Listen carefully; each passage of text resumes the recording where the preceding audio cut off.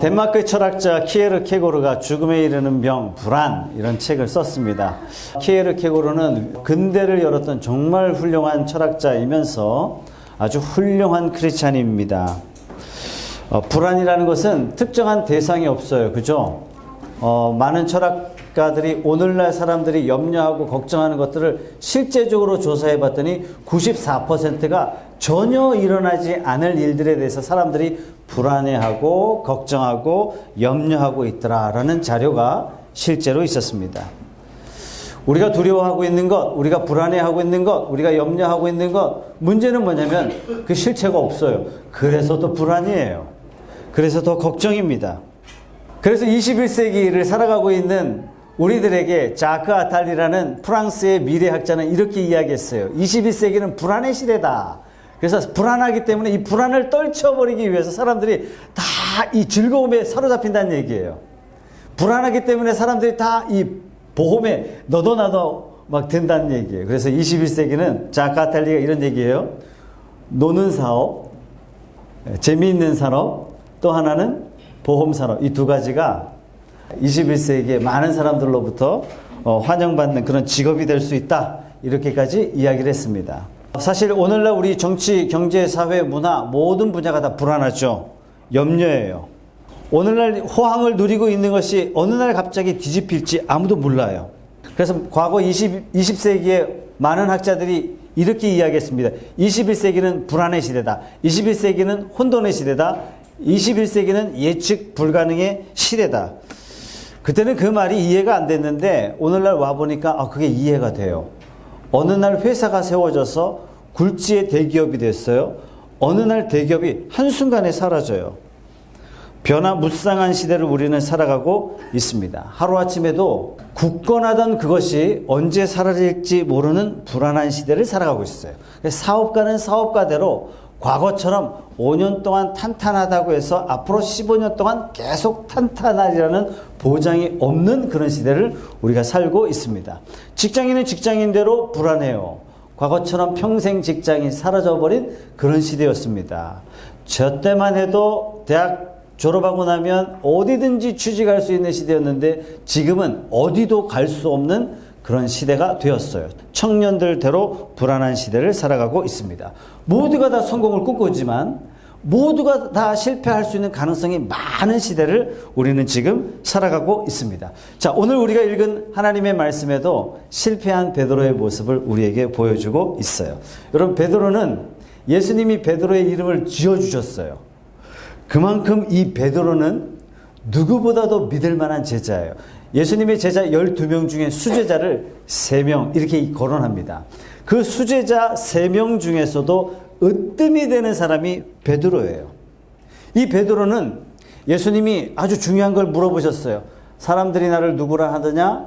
너희는 나를 누구라 하느냐? 이 질문에 대해서 베드로가 주는 그리스도시요 살아계신 하나님의 아들이십니다 라는 위대한 고백을 했던 사람이 바로 베드로예요. 예수님이 바다 위를 걸어오실 때 풍랑이 있는 그 바다에 베드로가요 몸을 바다에 던졌어요. 나도 걷고 싶다고. 용기 있는 행동을 했던 사람이에요. 담대한 사람입니다. 뿐만 아니라 겟세마네 동산에 예수님을 체포하러 왔던 로마 병사의 귀를 단칼에 잘랐던 아주 용기 있는 제자가 바로 베드로였습니다. 주님이 부활하신 다음에 빈 무덤을 향해서 제일 먼저 새벽에 달려갔던 사람이 또한 베드로예요. 아주 적극적인 행동의 사람이 베드로였던 것입니다. 모든 면에 있어서 모범을 보였고 모든 면에 있어서 적극적이었던 이 베드로가 오늘 실패의 현장에 서 있어요. 오늘 말씀해 보니까 이 베드로가 또 부인하니 곧 닭이 울더라 이렇게 나옵니다. 마가복음에 보면 베드로가 이렇게 이야기했어요. 예수님께서 내가 곧 잡혀갈 거야. 사람들이 다 나를 떠날 거야. 이 말을 하자 베드로가 뭐라 그랬냐면 아니 세상에 다른 사람들은 다 떠나도 나만큼은 예수님 옆에서 지켜드리겠습니다 라고 호언장담했던 사람이 베드로입니다. 그런데 이 베드로가요 초라한 실패자의 자리에 다 앉아 있습니다. 우리 삶에도 바위 위에 굳건하게 설 때가 있는 반면에 진흙 속에 깊이 빠지는 실패의 자리에 앉기도 합니다. 어떤 사람은 이렇게 얘기해요. 나에게는 실패란 없습니다. 이 말도 사실상 실패를 두려워하는 이면이 감추어져 있는 표현에 불과합니다. 실패를 겪고 싶지는 않지만 실패 없는 삶이 아무도 없어요. 가끔 착각하죠. 큰 성공을 거둔 사람은 단 한 번도 실패가 없었을 것이라고. 아니요. 뜯어보면 큰 성공을 거둔 사람일수록 큰 실패를 경험했던 사람이라는 사실을 우리는 쉽게 알 수 있어요. 달갑지 않지만 실패는 우리 삶에 가까이 있습니다.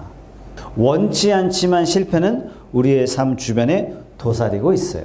누구든지 실패할 수 있고, 학교에서도 실패할 수 있고, 직장에서도 실패할 수 있고, 사업장에서도 실패할 수 있고, 가정에서도 실패할 수 있고, 영적인 면에서도 실패할 수 있고, 인간관계 속에서도 우리는 실패할 수 있고, 도덕적인 면에서도 우리는 실패할 수 있습니다. 성경은 그래서 우리에게 이렇게 말씀하세요. 모든 사람이 범죄하였음에 하나님의 영광에 이르지 못하더니, 이런 말씀을 하세요.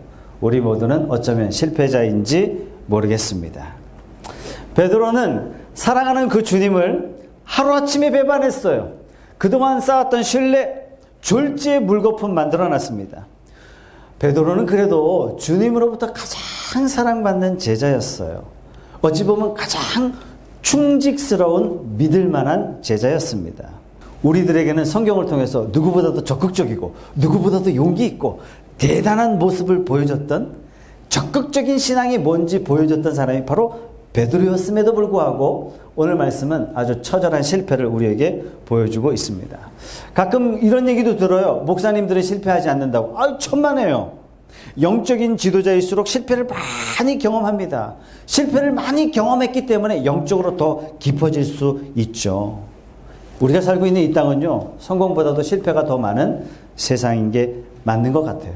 뜻을 이루기를 원하지만 뜻을 이룬 사람이 적어요. 목표를 이루지 못한 사람이 더 많은 겁니다. 사업에 누구나 다 번창하기를 원하지만 사업에 번창한 사람이 소수입니다. 모두가 다 가정이 화목하기를 원하지만 위기에 직면하는 가정이 많습니다. 기쁨이 충만한 삶을 살기를 원하지만 슬픔에 사로잡힌 사람들이 얼마나 많은지 모릅니다. 죄를 짓기를 원치 않지만 불현듯 내가 죄의 자리에 앉아있다는 내 모습을 발견하기도 합니다. 하나님을 위해서 내가 하나님을 기쁘시게 하는 삶을 살고 싶다라고 작정하지만 하나님의 뜻과 반대되는 삶을 살아갈 때가 얼마나 많은지 모릅니다. 문제는 우리가 실패를 원치 않지만 어느덧 우리가 실패의 자리에 앉아있다는 사실이에요. 오늘 말씀에 이 베드로의 모습을 통해서 왜 실패하는지 두 가지 원인을 우리에게 이렇게 소개하고 있어요. 15절 말씀을 다 같이 한번 읽어보겠습니다. 시몬 베드로와 또 다른 제자 한 사람이 예수를 따르니 이 제자는 대제사장과 아는 사람이라 예수와 함께 대제사장의 집들에 들어가고, 이 말씀을 다른 성경에는 어떻게 표현했냐면 예수를 따랐다 이렇게 간단하게 소개했지만 다른 복음서에는 이렇게 표현했어요. 멀찍이 예수를 따랐다. 표현이요 기가 막혀요. 예수님의 수제자라면 누구보다도 바짝 예수님을 따라야 되고, 예수님의 수제자라면 누구보다도 밀접해서 예수님을 따라야 되는 것이 마땅한 건 아니겠습니까? 베드로는 상황이 불리해졌어요. 예수님과 가까이 따라갔다가는 자기 육체가 위험해질 것을 깨달았어요. 그러나 반대로 예수님을 바짝 따라갔다가는 자신의 육체가 위험에 처해질 수는 있지만 예수님을 배반하는 이런 칠흑 같은 처절한 실패의 자리는 앉지 않았을 것입니다. 예수님을 멀찍이 따랐다는 얘기는 이런 거죠. 주변의 상황이 두려운 거예요. 예수님을 멀찍이 따랐다는 얘기는 지금 예수님 주변에 있는 사람들이 무서웠던 것입니다. 무엇보다도 하나님이 나를 지켜주신다는 그 약속보다도 세상이 더 무서웠어요. 예수님을 사랑한다는 마음, 예수님이 나를 사랑한다는 마음, 그것보다도 실제적으로 이 상황이 더 무서웠어요. 세상이 무서웠어요. 결국 이것 때문에 베드로는 실패하고 맙니다. 마찬가지인 것 같아요. 우리도 예수님을 멀리하면 실패합니다. 예배 드리는데 소홀하고, 기도드리는데 소홀하고 하나님의 말씀을 묵상하는데 무관심해진다면 결국 예수님으로부터 멀어지게 됩니다. 멀찍이 베드로처럼 따르게 마련이겠죠. 여러분, 멀어지면요, 예수님의 음성이 희미해져요. 예수님의 음성이 희미해지면 세상의 소리에 민감해질 수밖에 없습니다. 이 세상은요, 끊임없이 세상적 가치관으로 우리의 생각을 혼돈스럽게 만들려고 해요. 분별력을 잃어버리도록 만들어줍니다. 예수님과 점점 멀어지면 내 뜻, 내 생각, 내 주장이 강해지죠. 우리는 쉽게 실패할 수밖에 없습니다. 우리는 언제든지 옳은 것을 선택할 수 있는 그런 본능을 가지고 있는 것이 아니라 우리는 언제든지 잘못된 것을 선택할 수 있는 습관을 가지고 있기 때문입니다. 베드로의 실패는 예수님을 멀찍이 따른 거죠. 두 번째 실수는요, 18절에 이렇게 나와 있어요. 다 같이 한번 읽어보겠습니다. 그때가 추운 고로 종과 아랫사람들이 불을 피우고 서서 쬐니 베드로도 함께 서서 쬐더라. 베드로는 지금 누구하고 같이 있냐면은 법정에 끌려가신 예수님을 따라갔다가 예수님 옆에 서 있는 것이 아니라 누가 있냐면 베드로는 누구 주변에 있냐면 예수님을 잡아 죽이려고 하는 사람들 속에 있는 거예요. 예수님을 향해서 원망하고 예수님을 욕하고 있는 그 사람들 속에 베드로도 그 속에 있는 거예요. 예수님을 향해서 막 분노를 끄집어내고 있는 그 사람들 속에 베드로도 있는 것입니다. 이미 베드로가요, 베드로의 마음에 그 사람들의 생각, 그 사람들의 느낌, 그 사람들의 분노가 베드로 마음속에 훅 들어왔어요. 베드로 마음속에 예수님을 향한 충성, 예수님을 향한 사랑, 예수님 편에 서고자 하는 마음, 이 마음은 다 식어졌고 어느덧 세상 사람들의 소리, 세상 사람들의 상황, 이것이 이미 베드로의 마음을 엄습해버렸어요. 드디어 베드로도 세상의 마음에 따르고 있는 것입니다. 여러분, 이 세상은 언제든지 우리의 가치 판단을 혼돈시켜요. 하나님에 대한 관심을 세상에 대한 관심으로. 세상은 끊임없이 너를 위해 살아, 너를 위해 살아, 너를 위해 살아. 하나님은 어떻게 가르쳐 주시죠? 하나님과 이웃을 위해 살래요. 이것이 진짜 너를 위해 사는 거라고 우리에게 끊임없이 가르쳐 줘요. 그러나 세상은 정반대예요. 내가 누구인지 잊어버리게 만드는 것이 세상이고, 내가 누구로부터 지음받았는지 그 원리를 잊어버리게 만드는 것이 세상이고, 하나님의 자녀됨의 특권을 망각하고 살아갈 수 있도록 만드는 것이 바로 세상의 중심 아니겠습니까?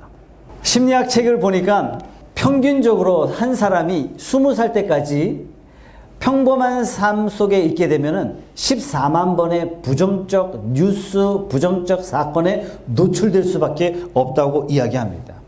어린 시절에 제가 이런 얘기했어요. 친구들끼리 나는 바보야, 나는 바보야, 한번 해봐. 초등학교 때 이런 놀이를 하죠. 그러면 1200번만 하면 진짜 바보가 된대. 너 한번 해봐. 이렇게 얘기하는 거예요. 쥐가 하지. 쇠뇌되는 거죠. 근데 1200번이 아니라 우리는 20살 때까지 뉴스를 통해서, 주변 환경을 통해서, 여러 매스컴의 채널을 통해서 끊임없이 부정적인 죽였다, 죽인다, 살인한다, 사기꾼이다, 이런 이야기를 수없이 듣는다는 얘기예요. 여러분, 오늘날 텔레비전은 바보 상자를 뛰어넘었어요. TV는 이미 음란 상자고, 파괴 상자고, 부정적 상자고, 절망적인 상자고, 왜곡된 가치관을 우리에게 쏟아붓는 상자가 TV가 되었습니다. 우리 이참에 여러분 집에 있는 TV를 다 기증합시다. 자, 그러면 어떻게 해야 될까요? 어떻게 우리는 이 실패의 자리에서 성공의 자리로 나갈 수 있겠습니까? 베드로가요, 이 자리에서 기가 막힌 일을 했어요. 뭐냐면 자신의 잘못을 깨닫자 닭이 울자 하나님의 말씀이 생각났고, 예수님의 말씀이 생각났고, 내가 얼마나 예수님을 비참하게 만들었는지 베드로가 깨닫게 되었을 때 밖으로 나가서 심히 통곡하며 회개하기 시작합니다. 주님, 잘못했습니다. 내 행동이 얼마나 하나님을 비참하게, 내 행동이 얼마나 나의 스승을 비참하게, 내 행동이 얼마나 하나님의 영광을 가리웠는지 알게 되었습니다. 아픈 마음으로 회개합니다. 여러분, 사실 본인이 실패하고도 깨닫지 못하는 경우가 많아요. 실패했음에도 불구하고 여전히 부모를 원망하고 있고, 여전히 친구를 원망하고 있고, 내 주변 환경을 원망하는 사람들이 있습니다. 그러면 이 사람의 실패는 극복될 수 없습니다. 제가 지난번에 여러분들에게 짐 콜린스의 위대한 기업이라는 책을 소개해 드렸어요. 위대한 기업은 뭐냐면 전 세계 5만 개 기업을 조사했어요. 5만 개 기업을 조사해 보니까 약 한 몇백 개의 좋은 기업들이 있더란 얘기예요. 좋은 기업들을 쫙 연구해 보니까 그 속에서 위대한 11개의 기업이 특출나게 구별되더란 얘기예요. 그 11개 기업을 자세히 보니까 5개의 독특한 게 있고 3개의 이 순환 반복되는 원리를 가지고 이 기업은 남다르더라. 그 5개 중에 두 번째가 이런 내용입니다. 위대한 기업의 CEO들은 특별히 남달라요. 어떤 면에서 남다르냐면 뭔가 회사에서 일이 잘 돌아갈 때는 창문을 확 연대요. 뭔가 회사에서 일이 안 되면 거울을 들여다보다는 얘기예요.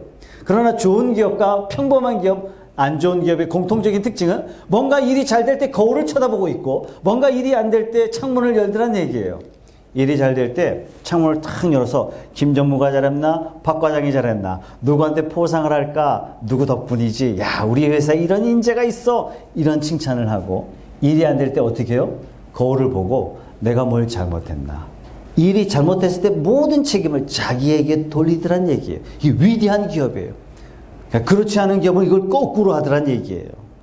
성경에 위대한 지도자가 몇 사람이 있는데 성경 중반절에 보면 느헤미야라는 성경이 있습니다. 느헤미야는 아닥사스다 왕의 수상공 술 맡은 관원장. 어떤 사람이냐면 유대인으로 태어났지만 저 외국에 노예로 끌려가서 출세했어요.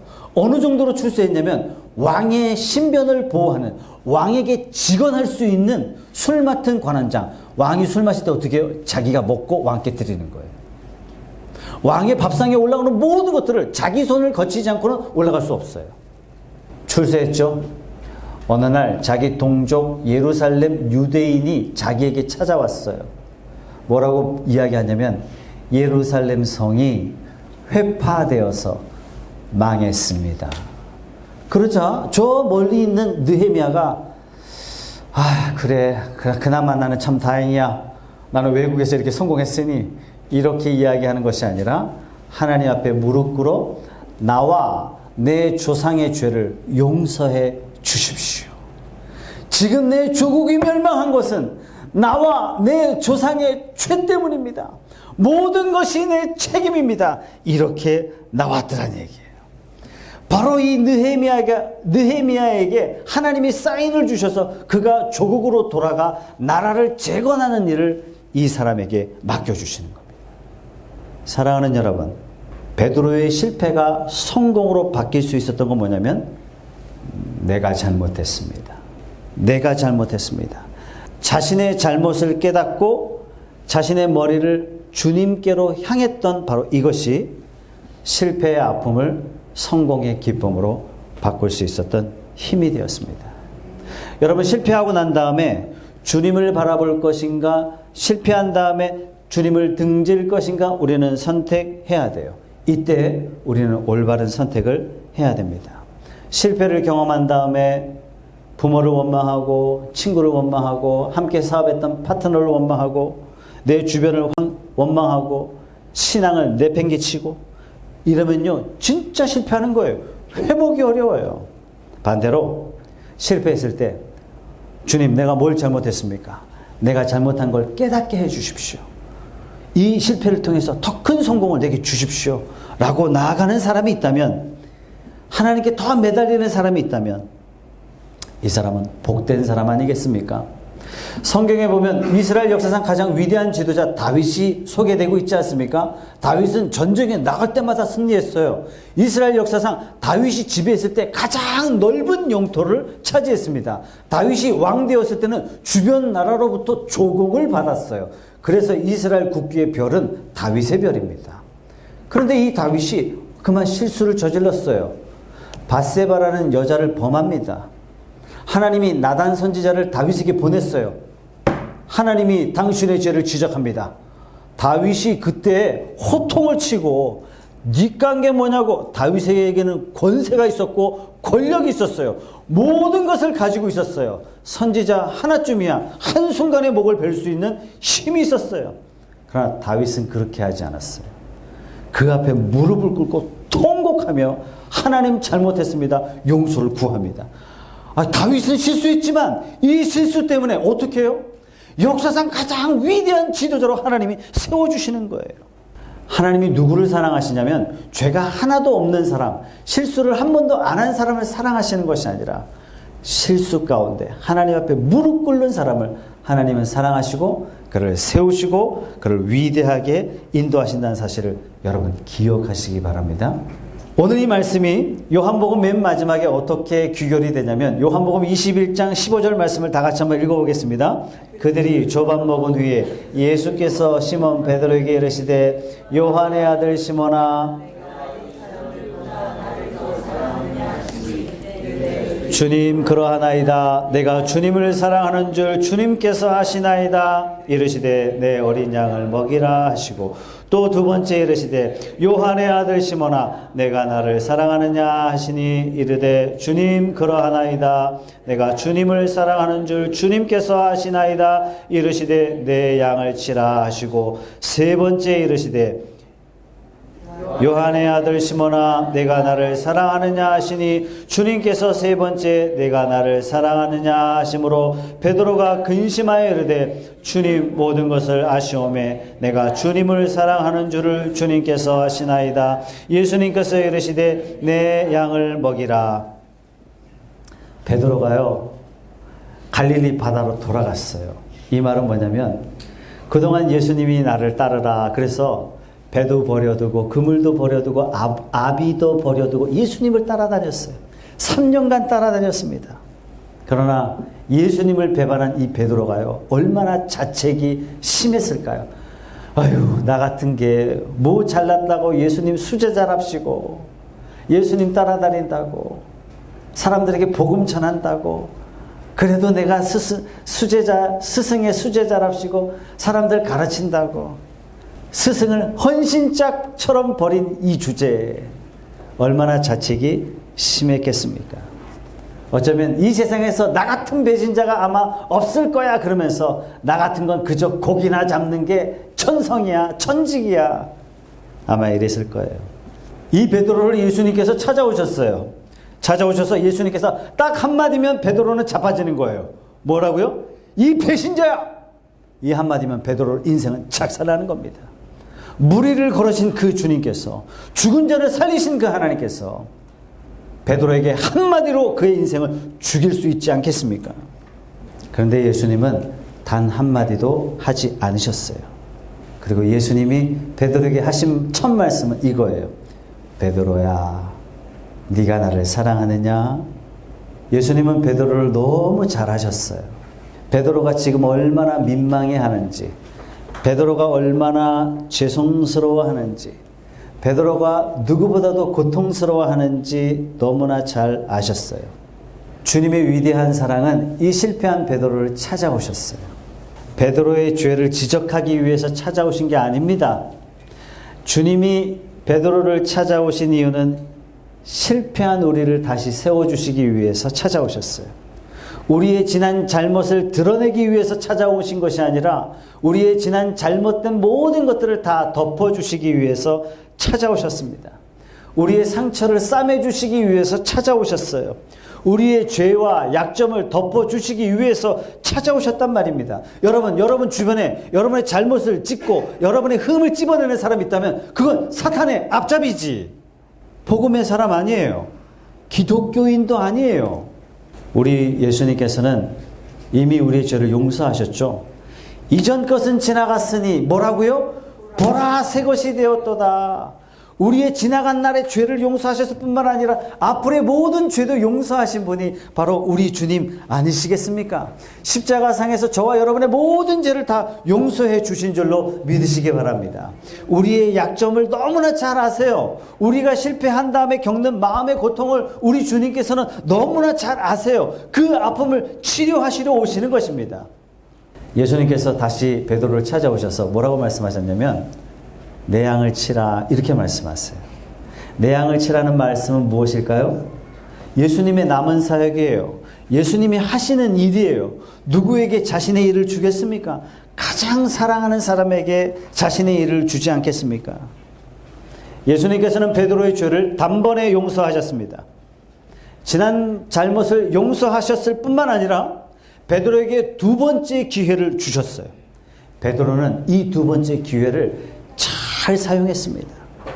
예수님이 부활 승천하신 다음에 베드로는 이 예수님께서 우리를 위하여 죽으셨고 우리의 죄를 위하여 대신 지셨고 그분이 부활하심으로 우리가 다시 살 것을 우리가 약속받았습니다. 가는 곳마다 복음을 전했어요. 가는 곳마다 복음을 전했더니 3,000명 예수님께 돌아오고 5,000명 예수님께 돌아오고 안전뱅이가 일어나고 베드로가 설교하자 병든 자가 벌떡벌떡 일어나는 놀라운 기적이 일어나게 되었습니다. 베드로가 전도하다가 결국 로마 군병에게 잡혔어요. 너도 십자가에 못 박겠다. 왜? 민중들을 교란하게 했으니까. 십자가에 못 박히게 되자 베드로가 요청합니다. 로마에게. 우리 스승께서 십자가에 달려 죽으셨는데 내 어찌 스승과 똑같이 죽을 수 있겠습니까? 십자가를 거꾸로 매달아 주십시오. 그래서 베드로는요, 십자가에 달려 죽되 거꾸로 매달려 죽었어요. 닭을 쳐다봤을 때 실패했던 그 베드로가 주님을 바라볼 때 진짜 성공적인 인생을 살았습니다. 바울과 함께 유럽의 문화를 다 바꿔놨어요. 여러분, 이런 베드로도 하나님께서 다시 사용하시는데 나는 실패한 인생이야. 나는 어쩔 수 없어. 나는 소망 없어. 누가 감히 이런 말을 할 수 있겠습니까? 주님도 포기하지 않았는데 내가 나 자신을 포기하고 있다면 이것이야말로 돌이킬 수 없는 심각한 죄라는 사실을 여러 번 받아들이시고 예수님께서 이 땅에 오신 궁극적인 목적은 딱 하나예요. 실패한 인생을 성공적인 인생으로 바꾸기 위해서 주님이 오셨지 우리 주님께서 저와 여러분의 죄를 지적하시려고 오신 것이 아니라는 사실이에요. 여러분, 지난번에 이분 소개했죠. 책을 몇 권 소개하겠습니다. 여러 권의 책을 소개했는데 이 책들이 전부 다 기독교 세계관에 관계된 책이에요. 책들이 전부 다 600페이지, 700페이지짜리 책이에요. 이 찰스 콜슨이라는 사람은 백악관의 핵심 참모였어요. 닉슨 행정부의 오른팔이었어요. 오른팔.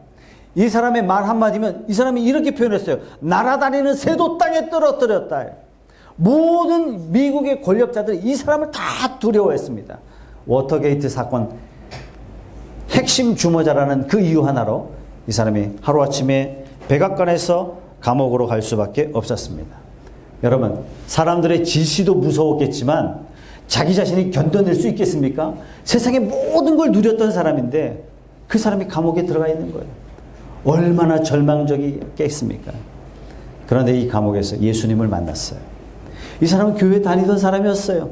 형식적으로 예수를 믿었던 사람이었습니다. 그러나 감옥에서 진짜 예수를 만나게 된 거죠. 이때부터 자기가 하나님께 기도하기 시작하는 거예요. 하나님, 도대체 내가 뭘 잘못했고 어디서부터 잘못 꼬였는지 내 인생을 깨닫게 해달라고 기도하면서 주님께 가까이 나가게 됩니다. 감옥에서요, 전도하기 시작해요. 감옥 전체가 변화되기 시작해요.